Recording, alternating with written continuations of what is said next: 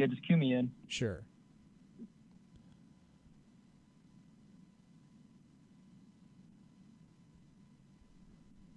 Turn the radio up for that sweet sound.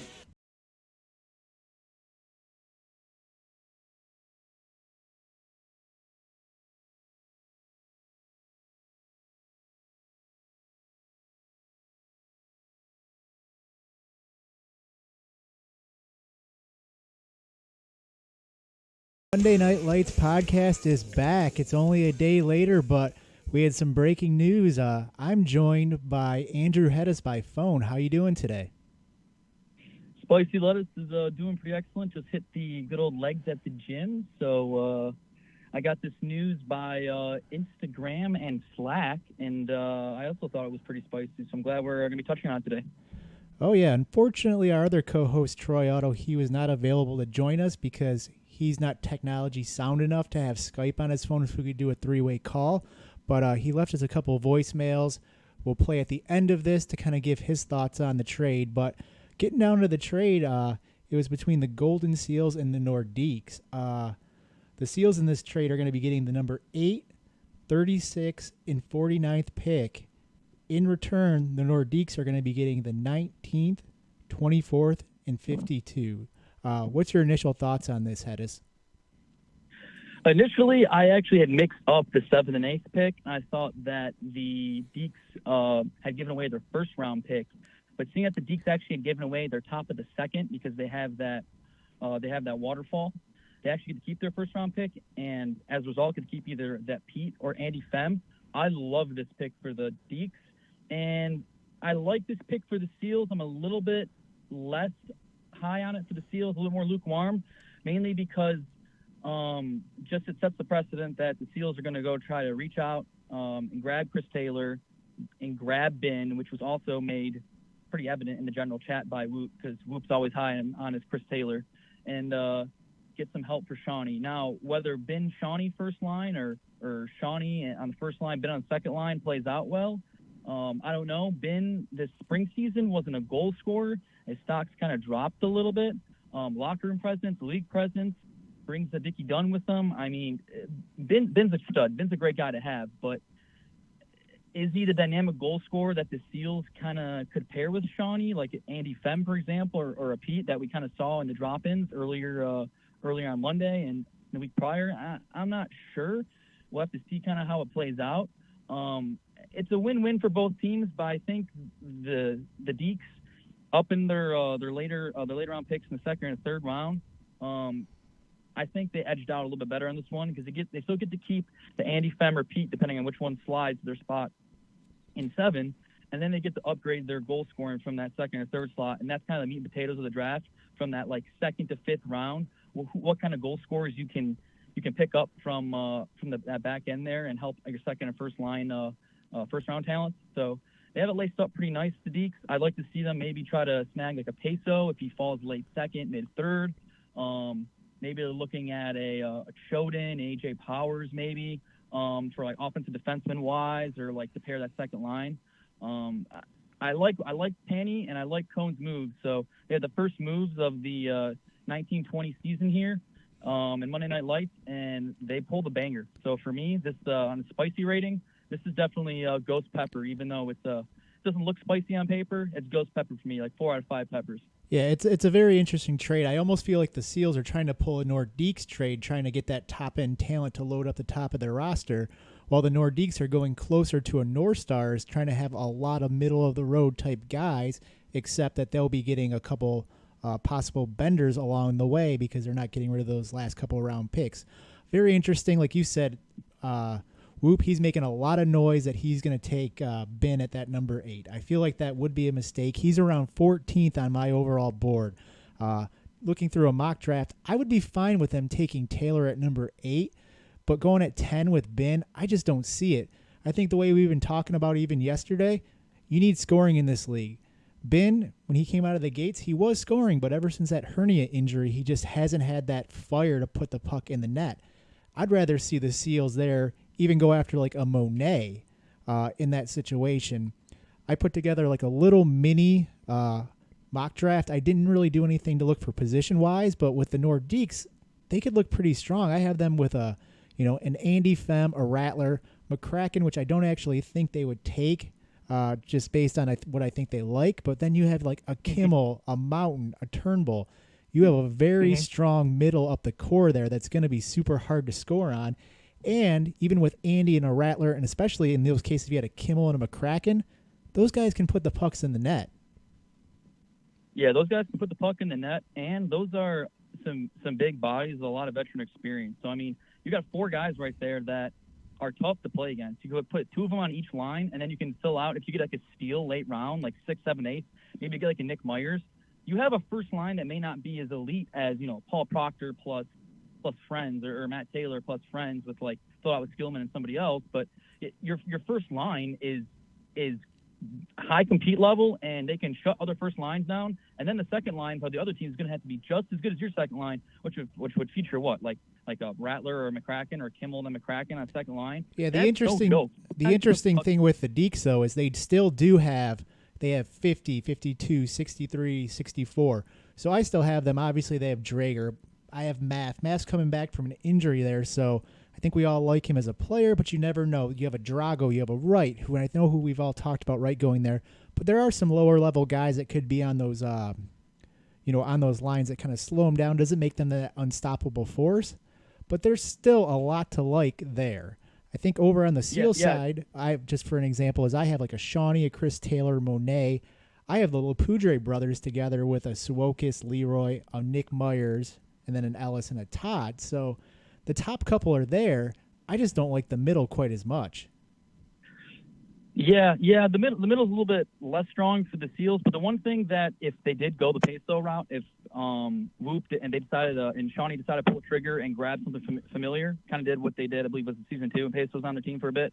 They combined the Shawnee Peso. They play together in the Worms on Friday. They have great chemistry. So I mean, that could just be your 1-2. That's like your Alfredson and Spezza line back in Ottawa, in like 13 or like 12, and they're just out there lighting the puck, scoring goals left and right.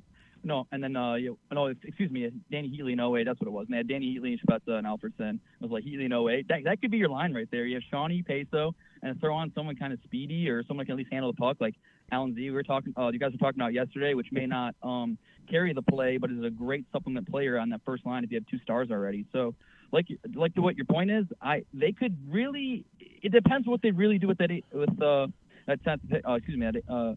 8th pick, what they do with that, and then what they followed up with in 10th pick. So it's kind of wish-washy. But if I do feel I'm with you on board, if they draft Ben at number 10, he's a good player, and he is also a multi-positional player, which has great benefits. That's kind of an X factor in this league. How many players can play multi-positions and get away with it, and how can you plug and play in tough situations, or maybe your team's down on the penalty kill, you need a guy to slot in there. Ben can do that. A guy like Peso, no offense, he's not going to play defense if you're on shorthanded on power play, or if you only got 9 guys and you can't grab an extra sub. You can't slide Peso back on defense. Ben, you can. So that is a positive for Ben. But like you mentioned earlier, since the injury, he hasn't scored as many goals, and maybe that gives him a chip on his shoulder. Maybe comes out and dazzles, and laces some people and puts the twine, puts the puck to the twine here and scores like 20 goals or something. Who knows? But I'm on board with you. I think that they should be looking more towards someone that can generate some lamplighters. Yeah, because the Seals are definitely looking more like a kind of boomer bust team, so they need those top 3 guys to score the majority of their goals. They're not going to have a whole lot of people in the middle, unless they're going all like bottom end defensemen. They're going to be in trouble if that star line does not carry them the whole way, because I'm not expecting anything. I'm thinking that second line could be a liability. And another thing, too, is neither the trades haven't been done yet. I mean, we still have all the way up to July 15th. You could still have trades pre-draft. So maybe neither one of these teams are done yet. If neither one of these teams are done yet, like I said, I do think that the Deeks may have eked out a little bit ahead on this, especially the later rounds. They draft someone like an X factor, like Matt, which can play both ways, coming off an injury. Stock's kind of low. They can steal him late, or maybe they get someone like a Shepherd a little bit later than most people expect, can play both forward or defense. You can kind of plug and play with their roster, and they kind of go the whole, like you mentioned 2 years ago, North Stars route, where you don't really have any great elite talent on your team, but you don't have any bad bottom 10th round talents as well. So it was definitely interesting. I like this trade for both teams. I don't think, personally, in my opinion, I don't think one of these teams is done yet. And from some rumors I've heard, one of these teams I don't think is done yet. So we'll see before the draft what else happens. But both teams get a little bit of improvement. But I definitely think, and despite the fact it's 4 out of 5, I definitely think the Deeks etched out ahead here. Yeah, Hetes, I'd like to thank you for joining me. This is kind of our instant reaction. I figure we'll cover this more next Tuesday or whatever day we do our next podcast there to go a little bit deeper, get a little bit better mock drafts. But I'm going to let you go now. We're going to play Troy's voicemail, and then we're going to finish out the podcast. But thank you again for joining on the Spicy Line. Yep, Pearcy, thanks for having me. And our MNL insider here, Andre Weeks, will be out from satellite here outside of Powerhouse Gym. So thanks for having me. I'll see you guys on next Tuesday. Sounds good. We'll talk to you later, man.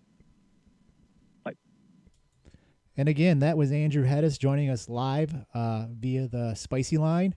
And like I was saying before, Troy Otto didn't have the technology ability to let us do a 3-way call, so he left us 2 quick voicemails to kind of give us his perspective on the trade. So let's listen to those real quick.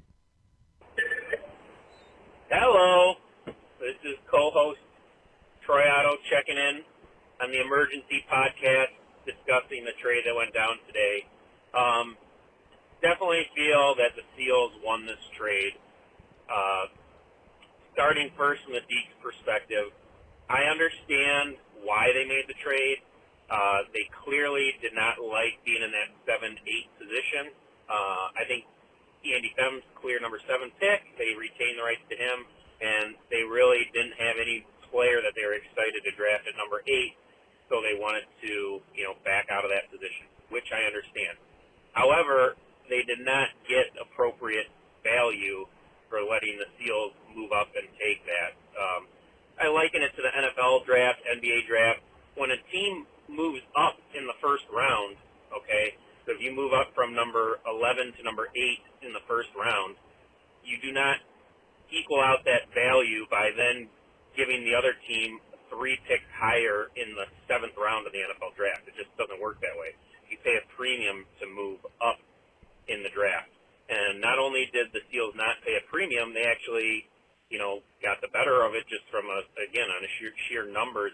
If you add up the picks that were drafted, the Seals now have a lower number, obviously, which you want in this situation. So I just don't understand it. I think the Deeks panicked a little bit. So we'll see about that. I also, not only, so they got some players in the middle, but then at the end of the draft, they gave up 3 spots, which I think is very important. Like, the middle picks are, not quite as important. Like there's several guys that you would take in the 4th or 5th round, that are interchangeable, but to then give up the position at the end of the draft, I mean, that could be the difference between getting, a player that you want, like a Pearcy, who's a serviceable defenseman, and then you go down 3 picks, and then you're in someone not as desirable, so I'm not going to name anybody. So I don't really get it from the Deeks perspective. I looked at their, potential team, and again, that mock draft isn't perfect. I did it quick, but I really don't, like how it worked out for them. But they were in a tough spot regardless, even if they didn't make a trade. But my Deeks are definitely my preseason favorite to be pulling up the rear. If I had to pick right now in the Joe Brennan Vegas odds, I have the Deeks kind of as the one team missing out on the playoffs. From the Seals perspective, I like it. They didn't give up much, and they have their star line. Sounds like Whoop's going to draft Ben, which is an interesting pick. He's going to be Shawnee, Taylor, and Ben. And I think got cut off there. Analyze it from the Seals perspective. Again, I like the trade. From talking with Uncle Whoop, sounds like they're going to draft, they'll have Shawnee, Chris Taylor, and then Ben. I think just looking at it in a vacuum, Ben going that high is probably, too high, but it's essentially the Seals' 3rd pick. So having him paired with Shawnee and Chris Taylor, I think will be very good. Ben is obviously a great team player, great passer, has a nice shot. I I think he'll get his scoring touch back. The knock on Ben is that he's been drafted so high, he just doesn't have the motor, to go up and down the ice and compete with the Sertas and the Shawnees and the Sugars of the world. But now he's going to be paired with Shawnee or Taylor at the same time, or at least always have one of them. And I think that he will really excel. And what did they give up? A little bit of depth, in the middle of the draft, but they still have, will still get very good players with the middle picks in the 4th and 5th. And then they got a little bump up at the end of the draft. So I really don't see that the Seals gave up too much in this trade, and we'll see how it all plans out. If he is going to try that star line, it'll be interesting to see if he is able to get enough depth to field a good, second line. If he goes with stacking that top line. But anyways, I think the Seals won this trade. I think it makes the Seals a real contender, and the Nordiques are in big trouble. So if anyone wants to put a little friendly wager on the line, I'm up for it. See ya! Thank you for those voicemails, Troy. We really appreciate it. So just a few things as we wrap it up. Remember, you can always give us a call at 714-75-WHOOP. Send us an email at podcast@mnlhl.com. Follow us on Twitch. I think we're up to 51 followers. So those subscriptions that you could do every month will actually start feeding the league money and try to reduce those costs of the league. And lastly, check out the YouTube page. This video is going to be posted on there. Unfortunately, I wasn't able to actually stream this live.